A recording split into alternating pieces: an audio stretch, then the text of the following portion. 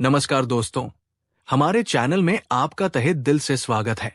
क्या आपने कभी सोचा है कि हम जो कहानियां सुनते आए हैं, जो धर्म और अधर्म की बातें करते हैं, जैसे महाभारत की विशाल गाथा, उसका असली रचयिता कौन है? क्या आपने कभी कल्पना की है कि कोई लेखक अपनी ही कहानी का एक महत्वपूर्ण पात्र भी हो सकता है? एक ऐसा पात्र जो कहानी के किरदारों को जन्म भी देता है, उन्हें रास्ता भी दिखाता है और फिर उनकी पूरी कहानी को लिखता भी है। ये सुनने में किसी फिल्म की स्क्रिप्ट जैसा लगता है ना? लेकिन आज हम एक ऐसे ही महापुरुष, एक ऐसे महर्षि की जीवन गाथा में उतरने वाले हैं, जिन्हें सिर्फ एक लेखक कहना सूरज को दिया दिखाने जैसा होगा। वो ज्ञान के महासागर थे, भारत की आत्मा के संकलन करता थे और एक ऐसे दिव्य दृष्टा थे, जिनकी लिखी बातें आज हजारों साल बाद भी हमारे जीवन को दिशा देती है। हम बात कर रहे हैं वेदव्यास की। वेदव्यास की कहानी किसी एक जीवन की कहानी नहीं है, ये ज्ञान की उस यात्रा की कहानी है जिसने भारत को उसकी पहचान दी। ये उस महान कार्य की कहानी है जिसने बिखरे हुए ज्ञान को सहेजा और उसे आने वाली हजारों पीढ़ियों के लिए सुलभ बनाया। उन्हें चिरंजीवी भी कहा जाता है, यानी वो जो आज भी जीवित है। इस ऑडियो बुक में हम उनके रहस्यमयी जन्म से लेकर उनके द्वारा वेदों के विभाजन, महाभारत और पुराणों की रचना और उनके जीवन के उन अनछुए पहलुओं को जानने की कोशिश करेंगे, जो हमें जीवन में सही निर्णय लेने और अपने कर्तव्यों को समझने की प्रेरणा देते हैं। दोस्तों, ये ऑडियो बुक थोड़ी लंबी हो सकती है, क्योंकि महर्षि व्यास के विराट व्यक्तित्व और उनके कार्यों को कुछ मिनटों में समेटना असंभव है।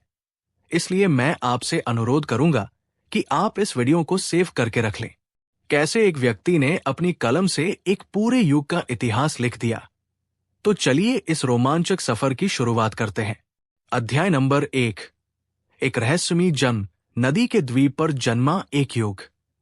हर महान कहानी की शुरुआत एक असाधारण घटना से होती है, और महर्षि वेदव्यास की कहानी तो उनके जन्म से ही रहस्य और दिव्यता से भरी हुई है। ये उस समय की बात है जब द्वापर युग चल रहा था। एक ऐसा समय जब धीरे धीरे इंसान की नैतिक और बौद्धिक शक्ति कम हो रही थी। यमुना नदी के किनारे एक मत्स्य कन्या रहती थी, जिसका नाम सत्यवती था। उसके जीवन में एक दुख था। उसके शरीर से मछली जैसी गंध आती थी, जिसकी वजह से उसे मत्स्य गंधा भी कहा जाता था। वो सुंदर तो बहुत थी, लेकिन इस दुर्गंध के कारण वो हमेशा दुखी रहती थी। एक दिन एक महान और तेजस्वी ऋषि महर्षि पराशर वहां से गुजर रहे थे। उन्हें यमुना नदी पार करनी थी। सत्यवती ने उन्हें अपनी नाव में बिठाया और नदी के उस पार ले जाने लगी।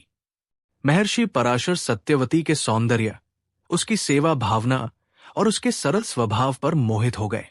उन्होंने अपने योग बल से जान लिया कि ये कोई साधारण कन्या नहीं है और इसके गर्भ से एक महान आत्मा जन्म ले सकती है, जो दुनिया का कल्याण करेगी। उन्होंने सत्यवती के सामने उसके साथ पुत्र प्राप्ति की इच्छा व्यक्त की। सत्यवती एक अविवाहित कन्या थी।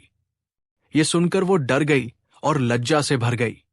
उसने कहा, हे महर्षि, मैं एक कुंवारी कन्या हूं।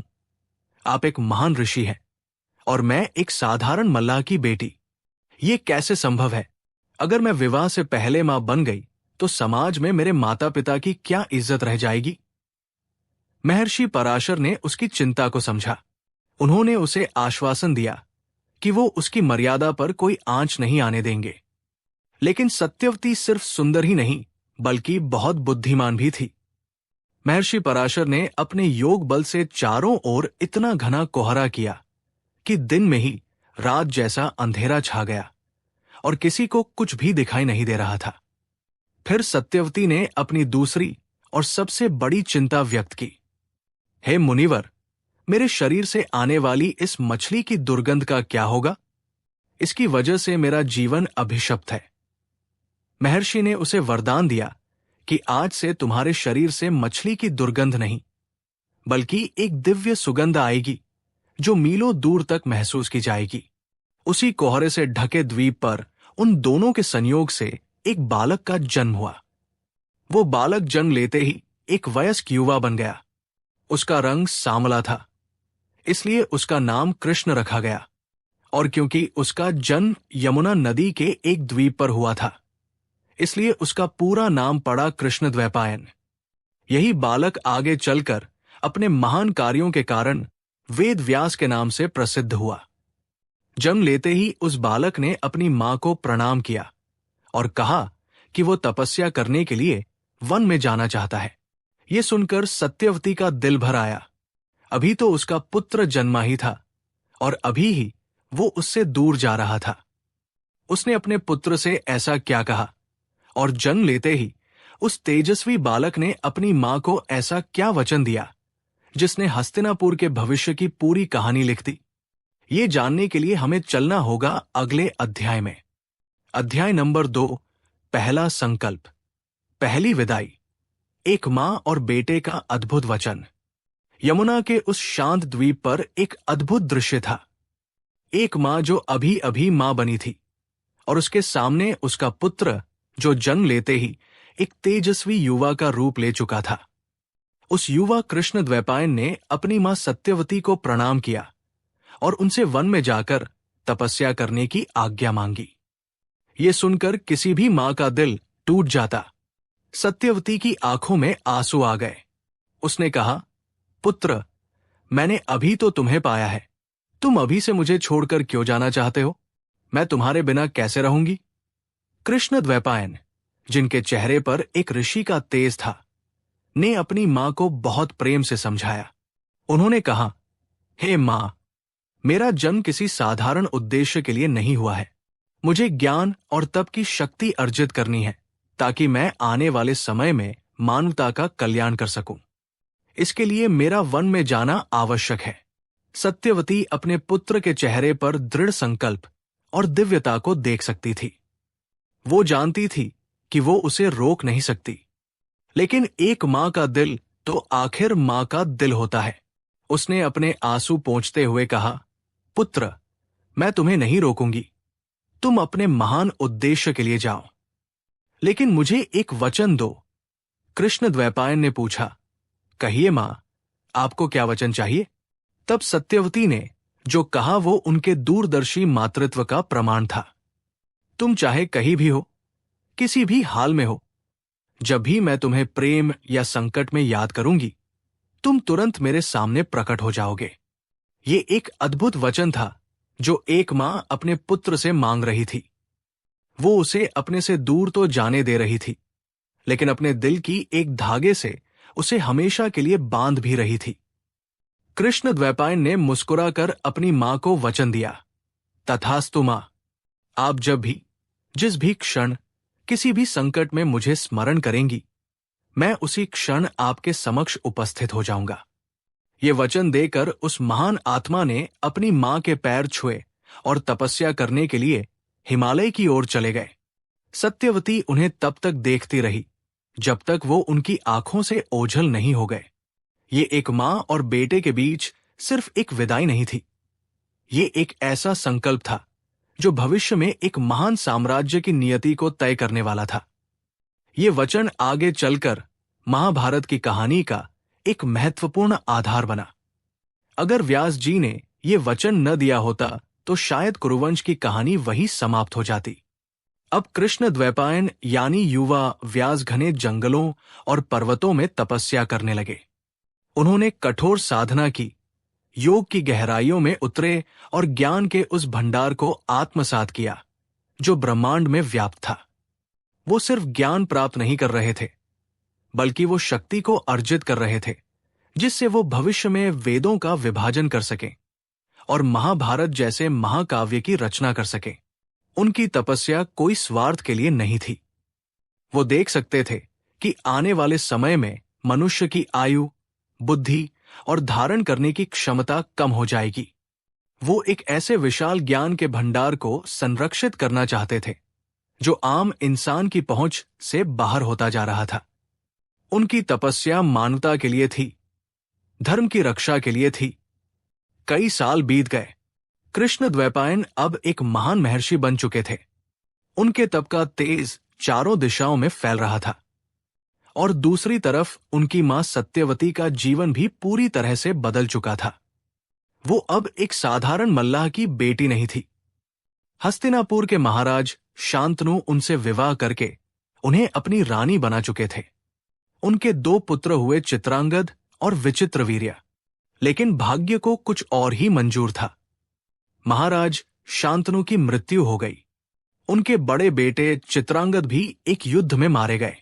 अब हस्तिनापुर का पूरा भार छोटे बेटे विचित्रवीर्य पर आ गया, जो खुद भी बहुत बीमार रहते थे। देवव्रत भीष्म अपने पिता को दिए वचन के कारण सिंहासन पर बैठ नहीं सकते थे। और फिर एक दिन विचित्रवीर्य की भी बिना किसी संतान के मृत्यु हो गई। हस्तिनापुर का सिंहासन खाली हो गया। कुरुवंश पर एक अभूतपूर्व संकट आ गया था। वंश को आगे बढ़ाने वाला कोई नहीं था। चारों तरफ निराशा और अंधकार था। ऐसे में राजमाता सत्यवती को अपने उस बेटे की याद आई, जिसे उन्होंने सालों पहले एक वचन लेकर विदा किया था। क्या अब वो समय आ गया था कि वो अपने पुत्र को पुकारें? क्या महर्षि व्यास अपनी मां के एक बुलावे पर अपनी तपस्या छोड़कर हस्तिनापुर आएंगे? और अगर वो आए तो वो इस वंश को समाप्त होने से कैसे बचाएंगे? इन सवालों का जवाब एक ऐसे अध्याय की शुरुआत करेगा जो आज भी विवादों और चर्चाओं का विषय है। अध्याय नंबर 3, जब कर्तव्य ने पुकारा, हस्तिनापुर का संकट और एक ऋषि का आगमन। हस्तिनापुर के राजमहल में शोक और सन्नाटा पसरा हुआ था। कुरु वंश का दीपक बुझने की कगार पर था। महाराज विचित्रवीर्य की निय संतान मृत्यु ने पूरे साम्राज्य को एक अनिश्चित भविष्य के अंधेरे में धकेल दिया था। राजमाता सत्यवती का दिल बैठा जा रहा था। उन्हें समझ नहीं आ रहा था कि वो भीष्म के उस महान त्याग और अपने पति महाराज शांतनु के वंश को कैसे बचाएं। भीष्म अपनी प्रतिज्ञा से बंधे थे। वो विवाह करके सिंहासन को उत्तराधिकारी नहीं दे सकते थे। कुल का नाश निश्चित लग रहा था। इसी घोर निराशा के क्षण में सत्यवती को अपने उस तेजस्वी पुत्र की याद आई, जिसे उन्होंने जन्मते ही विदा कर दिया था और जिससे उन्होंने संकट के समय आने का वचन लिया था।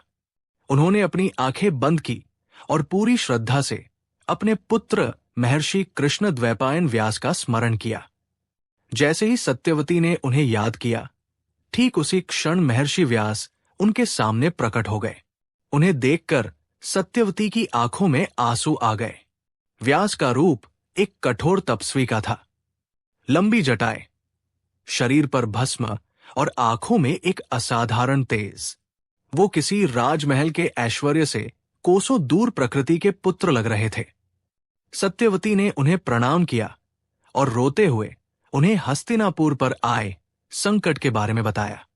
उन्होंने व्यास से अनुरोध किया कि वो कुरु वंश को बचाने के लिए विचित्रवीर्य की दोनों विधवा रानियों अंबिका और अंबालिका से नियोग की प्राचीन प्रथा द्वारा संतान उत्पन्न करें, ताकि वंश आगे बढ़ सके। नियोग उस समय की एक स्वीकृत सामाजिक धार्मिक प्रथा थी, जिसके अनुसार किसी निय संतान विधवा स्त्री अपने पति के भाई या किसी अन्य नियोग्य व्यक्ति से संतान प्राप्ति के लिए संबंध बना सकती थी, ताकि वंश परंपरा चलती रहे। ये सुनकर महर्षि व्यास एक दुविधा में पड़ गए। वो एक तपस्वी थे, इन सांसारिक बंधनों से बहुत दूर, लेकिन दूसरी तरफ उनकी मां की आज्ञा और कुल धर्म की रक्षा का कर्तव्य था।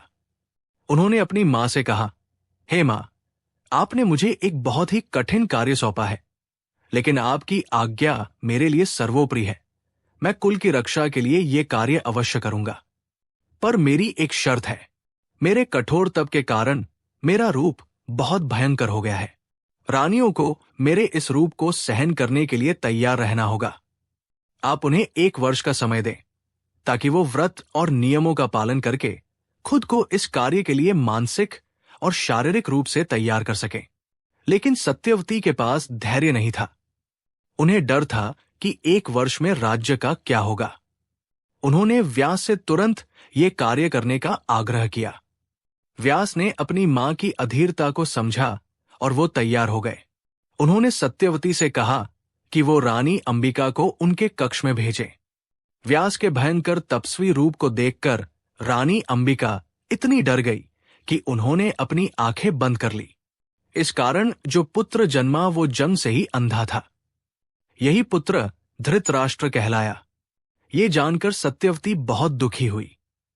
उन्होंने व्यास से एक और पुत्र का अनुरोध किया। इस बार उन्होंने छोटी रानी अंबालिका को भेजा। अंबालिका भी व्यास के तेज को देखकर डर गई, लेकिन उन्होंने आंखें बंद नहीं की। वो भय के कारण पीली पड़ गई। इस कारण जो पुत्र जन्मा वो पांडु रोग से ग्रसित हुआ। यही पुत्र पांडु कहलाया। सत्यवती ने एक बार फिर व्यास से एक और पुत्र देने का आग्रह किया, लेकिन अंबालिका इस बार खुद जाने से इतना डर गई कि उसने अपनी जगह अपनी एक दासी को व्यास के कक्ष में भेज दिया। उस दासी ने बिना किसी भय या संकोच के पूरी श्रद्धा और सेवा भाव से महर्षि व्यास का सत्कार किया। उससे प्रसन्न होकर व्यास ने उसे एक स्वस्थ और परम ज्ञानी पुत्र का वरदान दिया। यही पुत्र धर्म और नीति के महान ज्ञाता विदुर कहलाए। इस तरह महर्षि व्यास ने अपनी मां को दिए वचन और अपने कुल के प्रति कर्तव्य को निभाया। वो सिर्फ कुरु वंश के सूत्रधार ही नहीं बने, बल्कि उन्होंने पांडवों और कौरवों के पितामह होने का गौरव भी प्राप्त किया। उन्होंने वंश को विनाश से तो बचा लिया, लेकिन वो अपनी दिव्य दृष्टि से देख सकते थे कि रानियों के भय और संकोच के कारण जो बीज बोए गए हैं वो भविष्य में एक महान संघर्ष को जन्म देंगे। उन्होंने अपनी मां को इस आने वाले विनाश के बारे में चेतावनी भी दी। अपना कर्तव्य पूरा करने के बाद वो वापस अपनी तपस्या के लिए लौट गए, लेकिन हस्तिनापुर से उनका नाता अब हमेशा के लिए जुड़ चुका था। उन्होंने वंश की नींव तो रख दी थी, पर अभी उनका सबसे अहम काम तो बाकी था। एक ऐसा काम जो उन्हें व्यास नाम से अमर करने वाला था। वो काम क्या था और क्यों उन्हें उस काम को करने की जरूरत महसूस हुई, ये जानने के लिए हमें ज्ञान के उस महायज्ञ को समझना होगा जिसकी तैयारी महर्षि व्यास अब करने वाले थे। अध्याय नंबर 4। ज्ञान का महान व्यवस्थापक जब एक वेदचार बन गया। महर्षि व्यास ने हस्तिनापुर में अपने कुल के प्रति कर्तव्य तो निभा दिया था, लेकिन उनका असली और सबसे अहम मिशन तो मानवता के ज्ञान को संरक्षित करना था। अपनी तपस्या और दिव्य दृष्टि से वो समय के प्रवाह को देख सकते थे। उन्होंने देखा कि जैसे जैसे कलयुग नजदीक आ रहा है, वैसे वैसे इंसानों की उम्र, उनकी बुद्धि, उनकी याददाश्त और उनकी नैतिक शक्ति कम होती जा रही है। वेद कोई एक किताब नहीं है, ये ज्ञान का एक अनंत सागर है जिसमें मंत्र, सूक्त, यज्ञ की विधियां और ब्रह्मा ज्ञान सब कुछ समाहित है। महर्षि व्यास को चिंता हुई कि अगर इस ज्ञान को सरल और व्यवस्थित नहीं किया गया तो ये अनमोल विरासत समय के साथ लुप्त हो जाएगी। आने वाली पीढ़ियां इस ज्ञान के प्रकाश से वंचित रह जाएगी। ये एक बहुत प्रमुख जिम्मेदारी थी। जैसे एक विशाल लाइब्रेरी की हजारों बिखरी हुई किताबों को विषय के अनुसार अलग अलग हिस्सों में बांटकर व्यवस्थित करना, ताकि कोई भी पाठक आसानी से अपनी जरूरत की किताब ढूंढ सके। इसी महान उद्देश्य के साथ महर्षि व्यास ने एक अभूतपूर्व कार्य शुरू किया। एक ऐसा कार्य जिसने उन्हें हमेशा के लिए वेदव्यास का नाम दे दिया। व्यास शब्द का अर्थ ही होता है विभाजित करने वाला, संपादित करने वाला या व्यवस्थित करने वाला। उन्होंने उस एक विशाल वेदराशि को उसकी प्रकृति और उपयोगिता के आधार पर 4 अलग अलग भागों में विभाजित किया। ऋग्वेद, इसमें देवताओं की स्तुति करने वाले मंत्रों और ऋचाओं को इकट्ठा किया गया। ये ज्ञान का सबसे प्राचीन और फंडामेंटल हिस्सा है, जो बताता है कि सृष्टि की विभिन्न शक्तियों की प्रार्थना कैसे की जाए। यजुर्वेद, इसमें यज्ञ करने की प्रक्रिया और उसमें प्रयोग होने वाले गद्यात्मक मंत्रों को संकलित किया गया। ये कर्मकांड का वेद है जो हमें सिखाता है कि उन स्तुतियों को व्यावहारिक रूप में कैसे लाया जाए, यज्ञ कैसे संपन्न किए जाए। सामवेद, इसमें उन मंत्रों को रखा गया जिन्हें यज्ञ के समय गाया जाता था। ये संगीत और भक्ति का वेद है। इसकी ज्यादातर ऋचाएं ऋग्वेद से ही ली गई है, लेकिन उन्हें गाने योग्य बनाने के लिए एक संगीतात्मक रूप दिया गया है। अथर्ववेद, इसमें आम इंसान के रोजमर्रा के जीवन से जुड़ी चीजों जैसे औषधि, आयुर्वेद, तंत्र, समाज के नियम और यहां तक कि भौतिक विज्ञान से जुड़े ज्ञान को भी संकलित किया गया। ये लोक जीवन का वेद था, जो इंसान को उसके भौतिक और सामाजिक जीवन में आने वाली समस्याओं का समाधान देता था। इस तरह एक ही ज्ञान सागर को 4 अलग अलग नदियों में प्रवाहित कर दिया गया, ताकि अलग अलग रुचि और क्षमता वाले लोग अपनी अपनी जरूरत के हिसाब से ज्ञान प्राप्त कर सकें। ये ज्ञान के प्रबंधन यानी नॉलेज मैनेजमेंट का सबसे बड़ा और शायद सबसे पहला उदाहरण था। यह दिखाता है कि महर्षि व्यास कितने दूरदर्शी थे। वो जानते थे कि ज्ञान को सिर्फ इकट्ठा करना काफी नहीं है, उसे उपयोगी और सुलभ बनाना भी उतना ही जरूरी है। लेकिन उनका काम यही खत्म नहीं हुआ। वेदों को 4 भागों में बांटने के बाद उन्होंने ये सुनिश्चित किया कि ये ज्ञान परंपरा आगे भी चलती रहे। उन्होंने अपने 4 सबसे योग्य शिष्यों को बुलाया और उन्हें एक एक वेद की जिम्मेदारी सौंपी। पैल मुनि को ऋग्वेद, वैशंपायन को यजुर्वेद, जैमिनी को सामवेद और सुमंतु को अथर्ववेद पढ़ाया और उन्हें आदेश दिया कि वो इस ज्ञान को अपने शिष्यों तक पहुंचाए। इस तरह उन्होंने गुरु शिष्य परंपरा की एक ऐसी मजबूत श्रृंखला बना दी, जिसकी वजह से ये वैदिक ज्ञान हजारों सालों के बाद भी बिना किसी लिखित रूप के मौखिक परंपरा से ही हम तक सुरक्षित पहुंच पाया। ये महर्षि व्यास का मानवता पर सबसे महान उपकार था। उन्होंने ज्ञान के दीपक को कलयुग के तूफान में बुझने से बचा लिया। उन्होंने भारतीय संस्कृति और सभ्यता की नींव को हमेशा के लिए मजबूत कर दिया। लेकिन महर्षि व्यास जानते थे कि वेदों का ज्ञान अभी भी बहुत गहरा और जटिल है। इसे समझना हर किसी के बस की बात नहीं है, खासकर महिलाओं और उन लोगों के लिए जिन्हें वेद पढ़ने का अधिकार नहीं था। उनके करुणा में हृदय में ये विचार आया कि क्या कोई ऐसा रास्ता है जिससे इस गहरे ज्ञान को और भी सरल और भी रोचक बनाकर हर आम इंसान तक पहुंचाया जाए। इसी करुणा और इसी विचार से उनके अगले महान कार्य की नींव पड़ी। एक ऐसा कार्य जो कहानियों के माध्यम से हमें धर्म का सार सिखाता है। वो क्या था? ये जानने के लिए हमें चलना होगा अगले अध्याय में। अध्याय नंबर 5, आम इंसान के लिए ज्ञान की गंगा, पुराणों की अमृत कथाएं। वेदों का विभाजन करके महर्षि व्यास ने ज्ञान को व्यवस्थित तो कर दिया था, लेकिन उनके मन में अभी भी एक चिंता थी। वो जानते थे कि वेदों की भाषा, उनके प्रतीक और उनका दर्शन बहुत ही गूढ़ और जटिल है।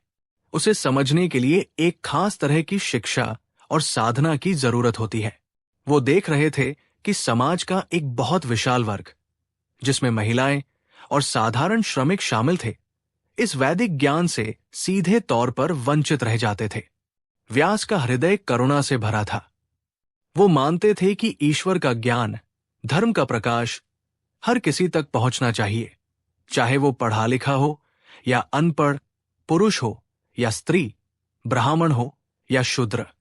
वो ज्ञान को कुछ लोगों की जागीर बनाकर नहीं रखना चाहते थे, बल्कि उसे एक बहती हुई गंगा की तरह बनाना चाहते थे, जिसमें हर कोई डुबकी लगा सके।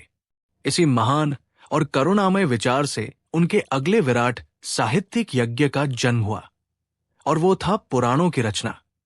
पुराण यानी वो जो पुराना होकर भी नया हो।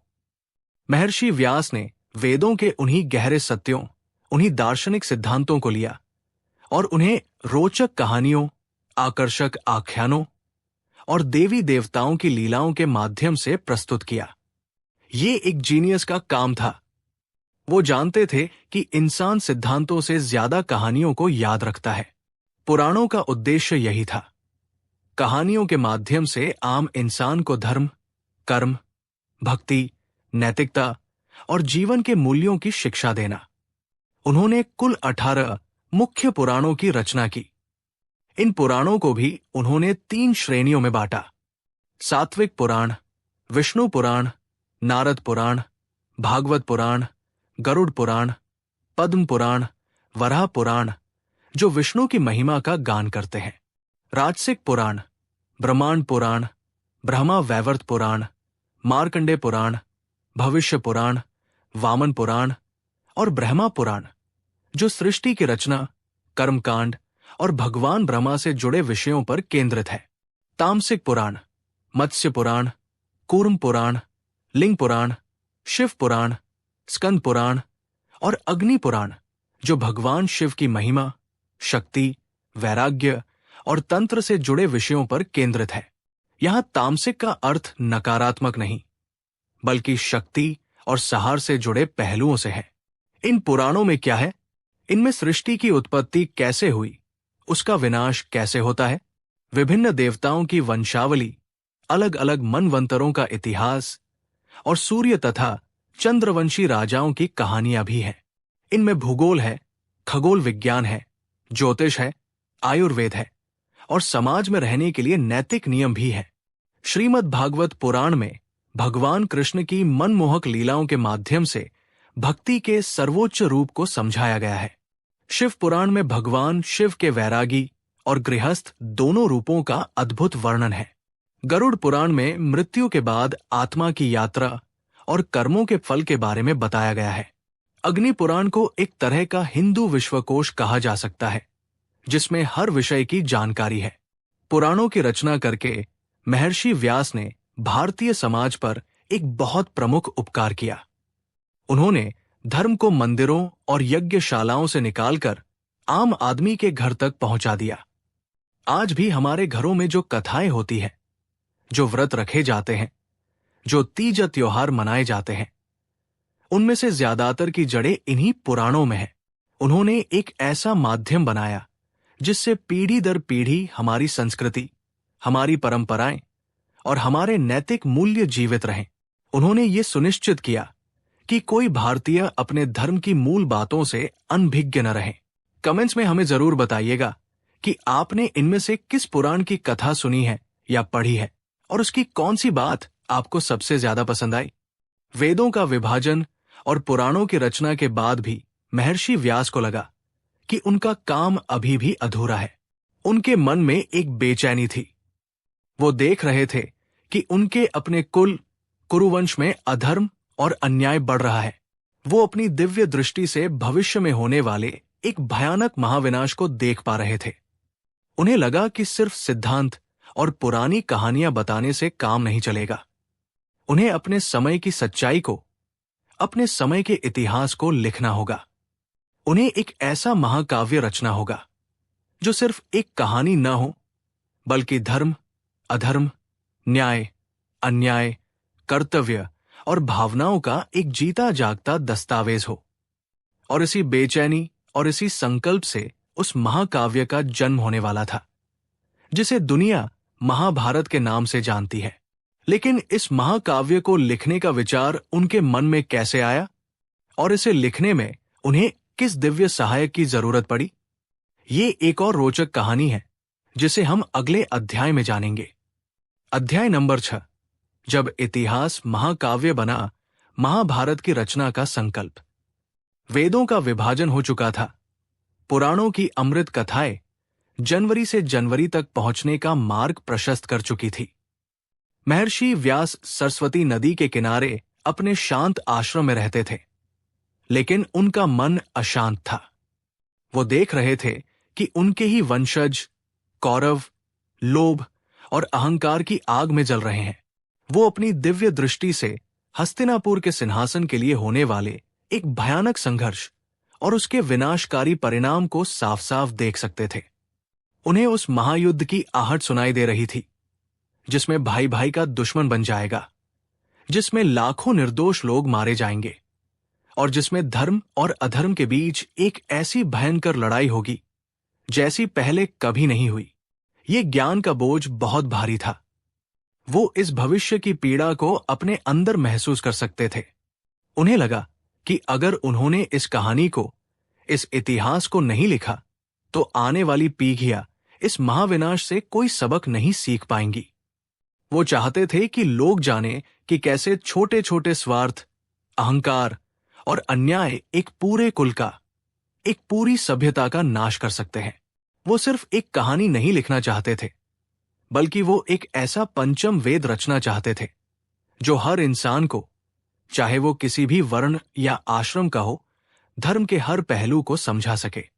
एक ऐसा ग्रंथ जो जीवन का विश्वकोश हो, जिसमें राजनीति, समाज, दर्शन, युद्ध, प्रेम, घृणा, हर मानवीय भावना और हर परिस्थिति के लिए मार्गदर्शन हो।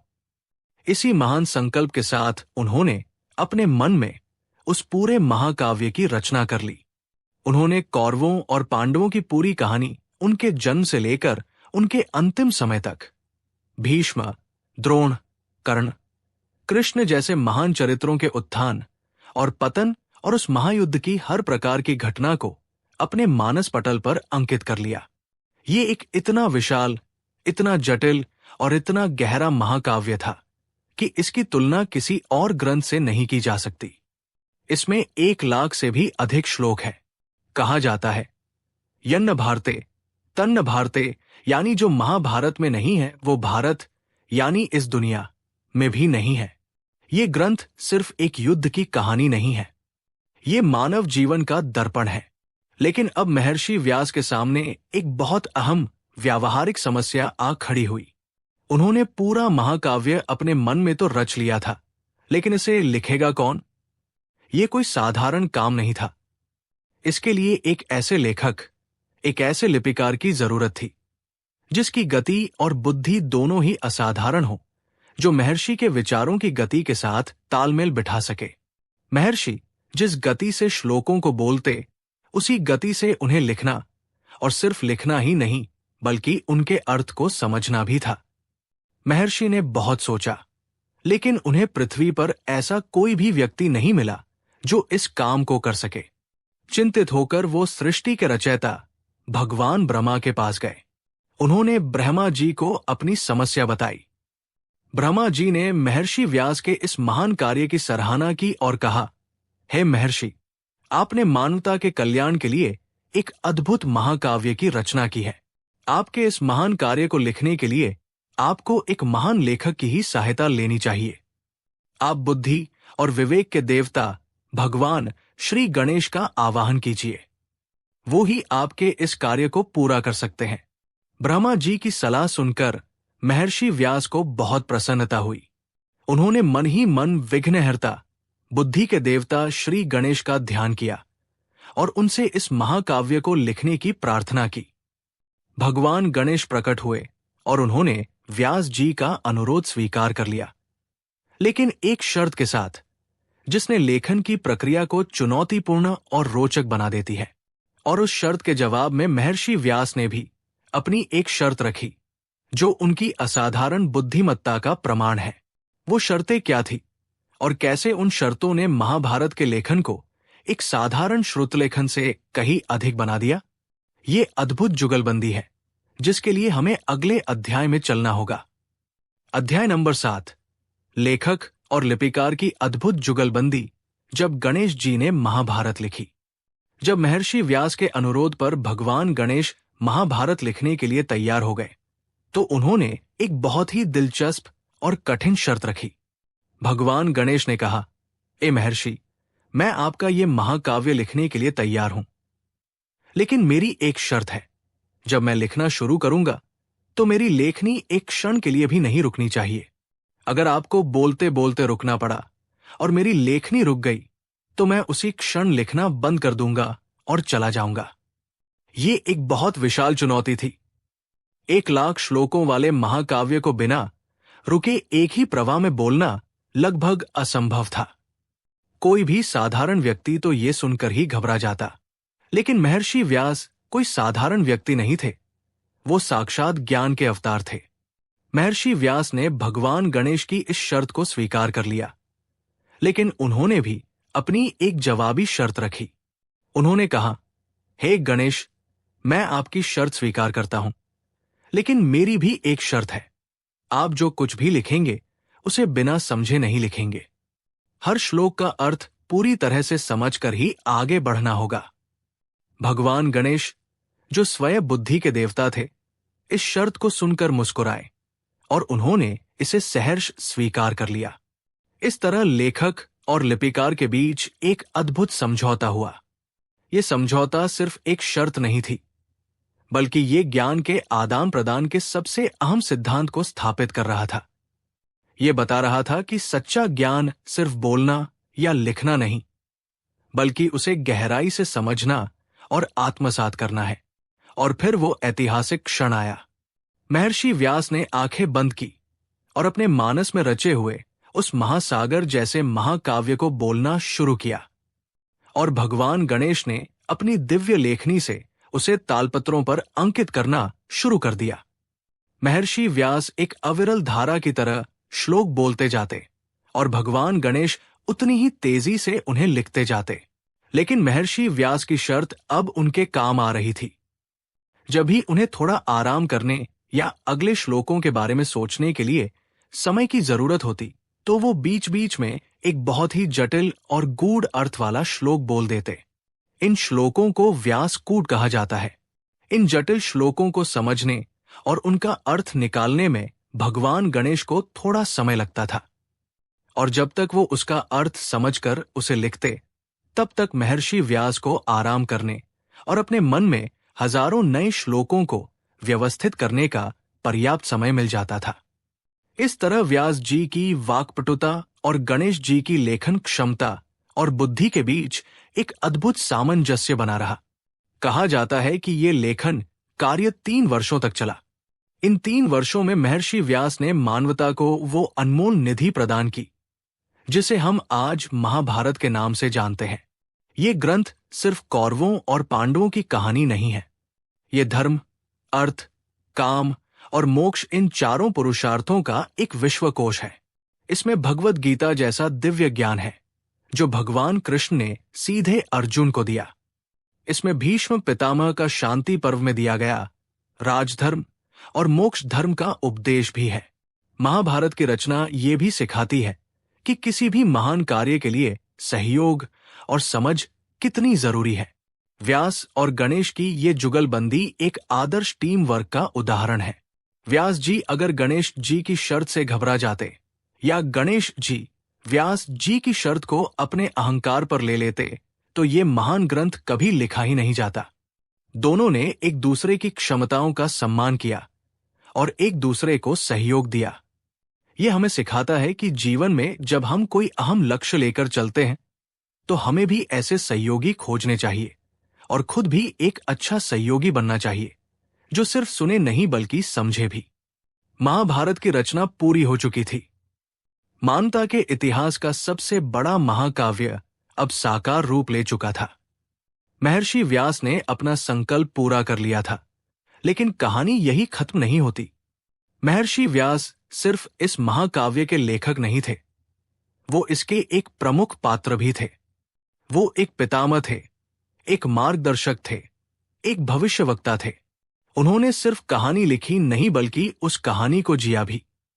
एक लेखक के रूप में अपनी ही कहानी का पात्र होना, अपनी ही बनाए चरित्रों को दुख भोगते हुए देखना, ये कितना पीड़ादायक रहा होगा। लेखक और पात्र के इस दोहरी भूमिका को उन्होंने कैसे निभाया, ये हम जानेंगे अगले अध्याय में। अध्याय नंबर 8, जब लेखक स्वयं पात्र बना, कहानी के भीतर का निर्देशक। महाभारत की रचना करके महर्षि व्यास ने खुद को सिर्फ एक लेखक की भूमिका तक सीमित नहीं रखा। वो इस महाकाव्य के एक मूक दर्शक नहीं थे, बल्कि एक सक्रिय और महत्वपूर्ण पात्र थे। ये महाभारत की सबसे अनोखी और गहरी बातों में से एक है कि उसका रचयिता खुद अपनी ही कहानी के हर मोड़ पर मौजूद है। वो सिर्फ इतिहास लिख नहीं रहे थे, वो इतिहास को बनते हुए देख रहे थे और जहां जरूरत पड़ती थी वहां हस्तक्षेप करके उसे सही दिशा देने की कोशिश भी कर रहे थे। वो एक पितामह थे, एक गुरु थे और एक ऐसे मार्गदर्शक थे जो भविष्य को देख सकते थे और सबको आने वाले संकट से आगाह करते रहते थे। जब धृतराष्ट्र, पांडु और विदुर का जन्म हुआ, तो उन्होंने उनके भविष्य के बारे में अपनी मां सत्यवती को बता दिया था। उन्होंने धृतराष्ट्र के अंधत्व और पांडु के रोग के पीछे का कारण भी समझाया और विदुर के धर्मपरायण होने की भविष्यवाणी भी की। जैसे जैसे पांडव और कौरव बड़े हुए, महर्षि व्यास लगातार हस्तिनापुर आते जाते रहे। उन्होंने धृतराष्ट्र को बार बार समझाया कि वो दुर्योधन को अधर्म के रास्ते पर जाने से रोके। उन्होंने धृतराष्ट्र को चेतावनी दी कि उनका ये पुत्र मोही पूरे कुरुवंश के विनाश का कारण बनेगा, लेकिन धृतराष्ट्र ने उनकी एक न सुनी। महर्षि व्यास सिर्फ सलाह ही नहीं देते थे, बल्कि वो अपनी शक्तियों से कहानी को आगे बढ़ाने में भी मदद करते थे। जब महाभारत का युद्ध निश्चित हो गया तो वो धृतराष्ट्र के पास पहुंचे। धृतराष्ट्र ने युद्ध देखने की इच्छा जताई।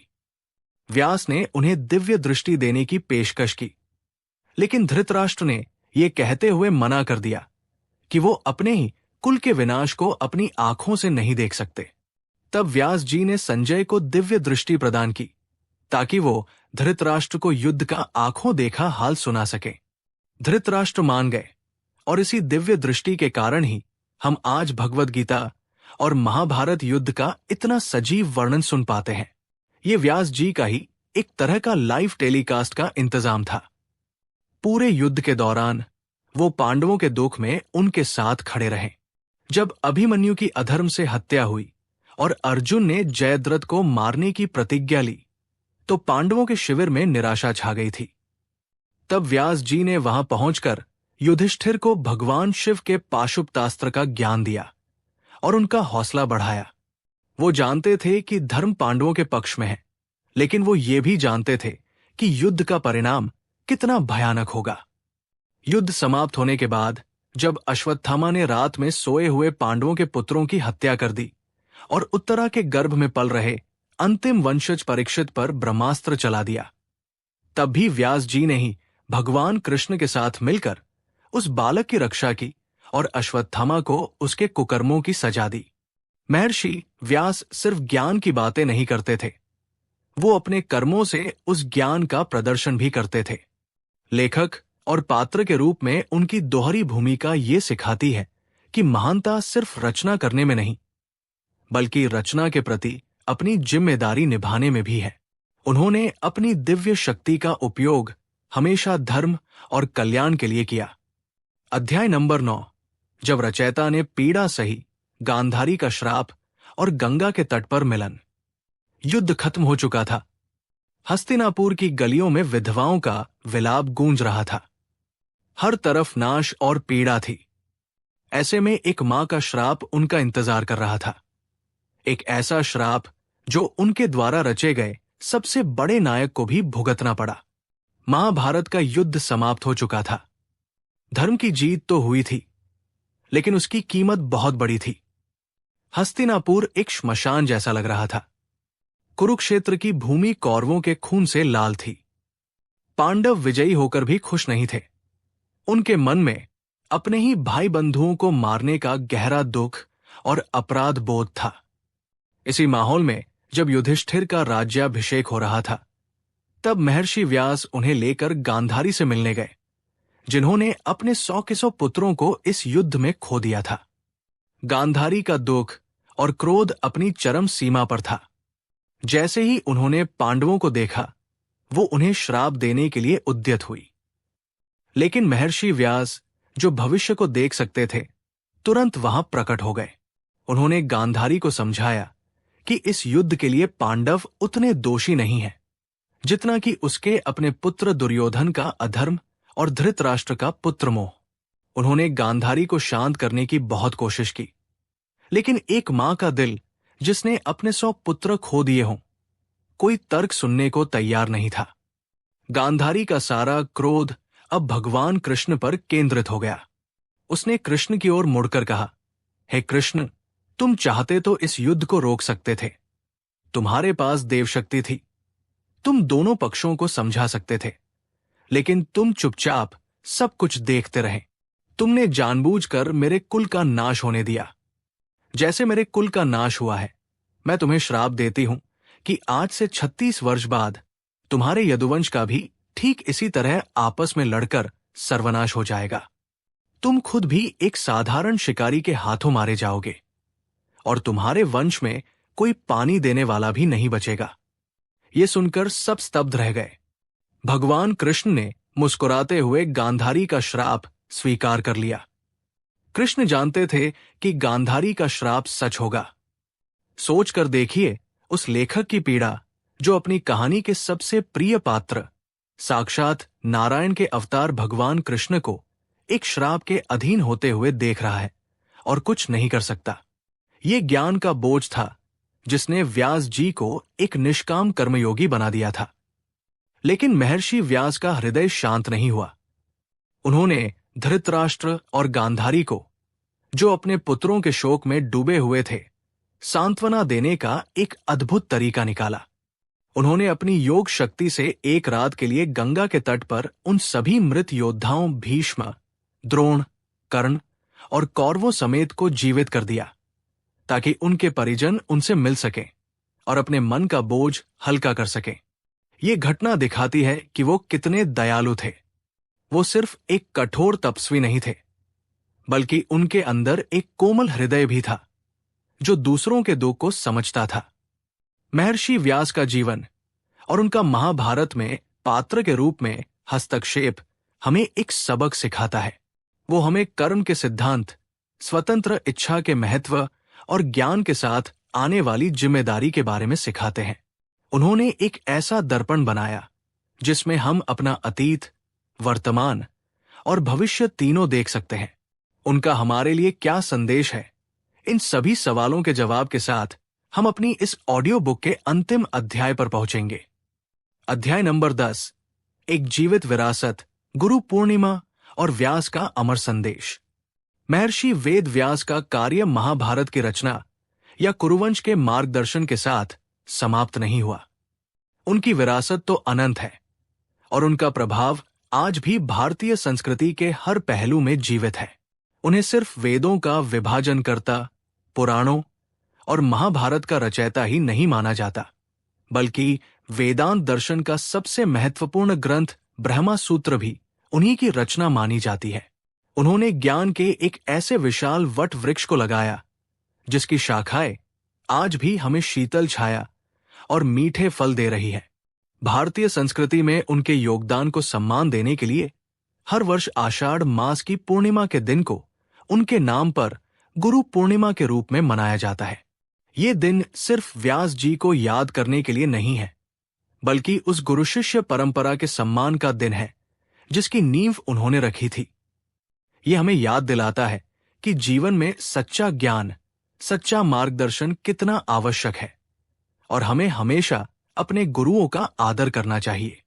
महर्षि वेद व्यास का संदेश उनके ग्रंथों के हर श्लोक में छिपा है। कर्म का संदेश उन्होंने दिखाया कि चाहे व्यक्ति कितना भी ज्ञानी क्यों न हो, उसे अपने कर्तव्य से कभी विमुख नहीं होना चाहिए। उन्होंने नियोग किया क्योंकि वो उनका कुल धर्म था। उन्होंने महाभारत लिखा क्योंकि वो उनका ज्ञान धर्म था। संतुलन का संदेश उनके ग्रंथों में धर्म, अर्थ, काम और मोक्ष, इन चारों का अद्भुत समन्वय है। वो सिखाते हैं कि जीवन में सिर्फ तप या सिर्फ भोग नहीं, बल्कि एक संतुलित जीवन ही हमें पूर्णता की ओर ले जाता है। विवेक का संदेश उन्होंने बार बार धृतराष्ट्र को समझाया, पांडवों का मार्गदर्शन किया। उनका संदेश स्पष्ट था कि ज्ञान से ज्यादा जरूरी विवेक है, क्योंकि बिना विवेक के ज्ञान भी विनाश का कारण बन सकता है। वेद व्यास केवल एक ऐतिहासिक पात्र नहीं है, वो ज्ञान, करुणा और कर्तव्य के शाश्वत प्रतीक है। उनकी कहानी हमें सिखाती है कि जीवन में चुनौतियां कितनी भी बड़ी क्यों न हो, यदि हमारे पास दृढ़ संकल्प और धर्मपरायणता है, तो हम न केवल अपने जीवन को बल्कि पूरे समाज को एक नई दिशा दे सकते हैं। उनका विराट व्यक्तित्व, उनका अतुलनीय साहित्यिक योगदान और उनका निष्काम कर्म, ये सब मिलकर उन्हें भारतीय इतिहास का ही नहीं, बल्कि मानवता के इतिहास का एक महानतम गुरु बनाते हैं। उनके लिखे श्लोक आज हजारों साल बाद भी हमारे जीवन में प्रकाश भर रहे हैं।